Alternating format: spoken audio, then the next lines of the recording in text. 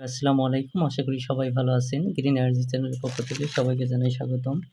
তো বন্ধুরা, আজকে আমরা দারাজ থেকে কেনা একটা মিনি ইনভার্টার রিভিউ করব এবং এই ভিডিওটি সম্পূর্ণ দেখলে আপনি বুঝতে পারবেন এই ধরনের মিনি ইনভার্টার আপনার জন্য ভালো হবে কিনা খারাপ হবে এর দোষটা, এবং এর সাথে যে আপনার এর যে ভোল্টেজ, এটা আসলে বলা হয় 220 ভোল্ট উৎপন্ন করে। আসলে এটা 220 ভোল্ট উৎপন্ন করে কিনা এবং কারেন্টের থেকে এটা কতটুক সুবিধা অসুবিধা আছে, আমরা এই যে এই আপনার ডিজিটাল মাল্টিমিটার দিয়ে মেপে দেখব যে এর ভোল্টেজের তফাৎ কী।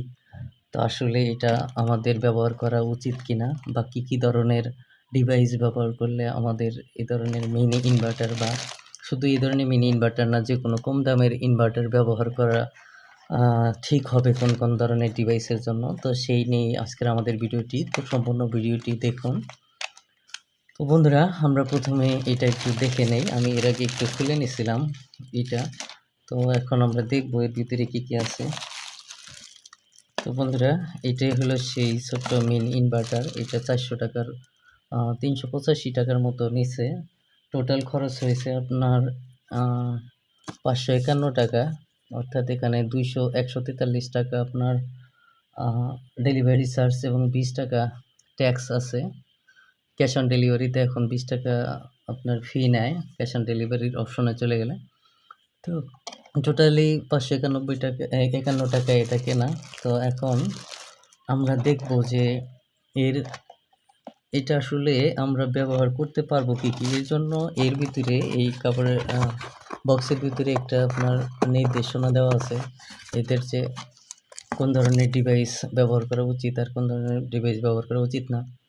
তো দেখেন, এখানে আমরা যে ধরনের ডিভাইস ব্যবহার করার কথা বলছে, এই ডিভাইস দিয়ে সার্কিট জাতীয় সকল ধরনের এসি জিনিসগুলা, যেমন phone charge, laptop, LED TV, light, SMPS জাতীয় জিনিসগুলা চলবে। বিশেষ দ্রষ্টব্য কয়েল বা ট্রান্সফরমার জাতীয় জিনিস যেমন সিলিং ফ্যান বা এসি মোটর চলবে না। অর্থাৎ যে সকল যন্ত্রাংশের ভিতরে কয়েল থাকে, সেই সকল যন্ত্রাংশ আপনার এই ধরনের ডিভাইস, অর্থাৎ এটা যে 180 ওয়াটের, দেখেন এখানে গায়ের উপরে লেখা আছে 180 ওয়াটের। তো 180 ওয়াটের মোটর জাতীয় কোনো ডিভাইস এটা দিয়ে চালানো যাবে না, কেননা এটার ভিতরে মোটর বা কয়েল আছে এই কারণেই। তো এনারা এটা নির্দেশনা দিয়ে দিছে যেটা বলছে। তো এখন অনেকে প্রশ্ন হতে পারে যে এই যে 180 ওয়াট দিয়ে তো আর আপনার মোটর চালানো সম্ভব না। তো অনেকেই আপনার এই ধরনের ডিভাইস একটু 1000 ওয়াট বা 2000 ওয়াটের ইনভার্টার কেনেন কম টাকায়, যেগুলা পিওর সাইন ওয়েভ না। আপনার ওই ডিভাইসগুলো দিয়ে অনেকেই আপনার এই মোটর বা সিলিং ফ্যান চালাইতে চান। তো তাদের জন্য বলবো যে এইটা কী ধরনের ক্ষতিকর, সেটাই আজকে আমরা এই ডিজিটাল মাল্টিমিটার দিয়ে এবং এটার ভোল্ট মেপে দেখব যে এটা আসলেই কতটুক ক্ষতির কারণ হতে পারে।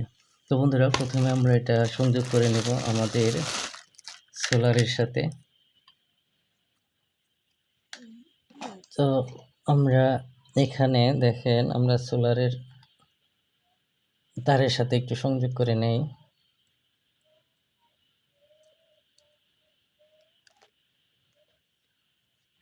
তো বন্ধুরা, একটা কথা বলে রাখি, আমি এর আগে এই ধরনের ইনভার্টার বা কনভার্টার ছোট ইনভার্টারগুলো ব্যবহার করি নাই, তাই এর ভালো মন্দর ব্যাপারে আমার তেমন আইডিয়া নাই।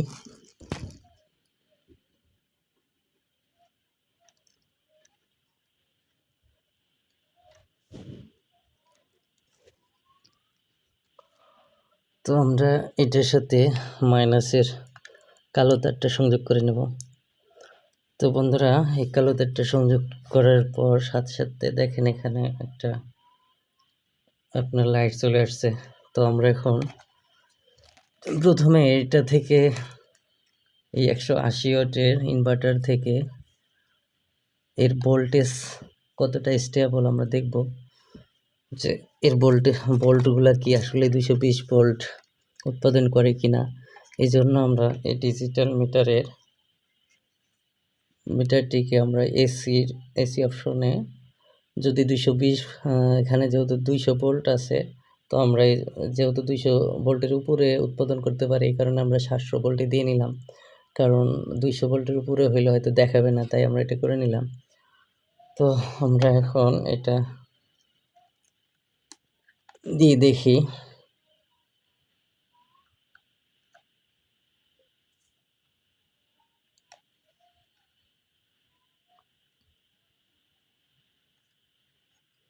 তো বন্ধুরা, এখানে দেখাইতেছে 487 ভোল্ট, দেখতেছেন এটা 487 ভোল্ট। তো আবার চলে গেল, দেখেন 488, 489 ভোল্ট। তো আসলে এগুলা যে এর ভিতরে যে যন্ত্রপাতিগুলো ব্যবহার করা হয়, ট্রানজিস্টর বা বিভিন্ন মসফেট ব্যবহার করে কিনা আমি জানিও না। তো সেগুলা যে আসলে যে কোনো মাপের বা সঠিক কোনো পরিমাপ করে ব্যবহার করে না, এটা দেখেন 490 ভোল্ট দেখাইতেছে। তো সেটা যে আসলেই পরিমাপ করে ব্যবহার করে না, এটা তার প্রমাণ। তো এখন এইটা আমার এই ডিজিটাল মাল্টিমিটারটা ভুল দেখাইতেছে কিনা, সেটার জন্য আমি আমার এখানে দেখেন যে কারেন্টের সংযোগ আছে, এখানে একটু কারেন্টের এটা একটু মেপে দেখব যে এখানে কত ভোল্ট দেখাইতেছে।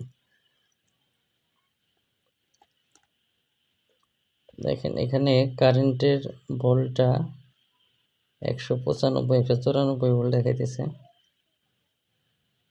195, অর্থাৎ আমাদের যে কোনো ডিভাইস 90 ভোল্ট থেকে বা 220 ভোল্টের যে ডিভাইসগুলো, সেগুলোর জন্য কারেন্টের ভোল্টটা আপনার স্টেবল আছে, মানে এইটা আপনার ঠিকঠাক মতোই আছে। কিন্তু আমাদের এই ছোট্ট ইনভার্টারটা, এইটার ভোল্ট আপনার 400-এর উপরে চলে গেছে। তো এটার পাওয়ার বা এটার শক্তি কম হওয়ার কারণে এটা হয়তো ক্ষতি করে না, কিন্তু আমরা যেটা বুঝলাম যে এই ধরনের ইনভার্টার আমাদের চোখের সামনে হয়তো এসি উৎপাদন করে দেখায়, কিন্তু সেটা কতটা ক্ষতিকর এসি সেটা আপনাদের সামনে প্রমাণ করে দিলাম। তো আপনারা একটু চেষ্টা করে, আপনারা যারা এই ধরনের ইনভার্টার বা এর থেকেও একটু দামি 2000-3000 টাকায় ইনভার্টারগুলো কিনবেন, সেগুলোর ভোল্টটা একটু মেপে নেবেন। তো ভোল্টের যদি এরকম উলটপালট থাকে, সেটা দিয়ে আপনার এই যে সিলিং ফ্যানগুলা বা একটু দামি ফোন বলেন, যেগুলো চার্জ না দেওয়াটাই উত্তম। তো যেহেতু আপনি 1000 টাকা মানে 10-20 হাজার বা 30-40 হাজার টাকাতে ফোন কিনতে পারেন, সেই ফোনকে চার্জ করার জন্য অবশ্যই 4-5 হাজার টাকা দিয়ে একটা ভালো মানের ইনভার্টার কিনে নেবেন। এই ধরনের নিম্নমানের ইনভার্টার দিয়ে এত টাকার ফোন চার্জ না করাটাই উত্তম। তো বন্ধুরা, আমরা দেখানোর চেষ্টা করলাম যে এই ধরনের ইনভার্টার ব্যবহার করাটা কতটা আমাদের জন্য ক্ষতিকর। তো বাকিটা যার যার উপর নির্ভর করে আপনারা এটা ব্যবহার করবেন কি করবেন না। তো আজকের মতো ভিডিওটি এখানে শেষ করলাম। ভালো থাকবেন সবাই।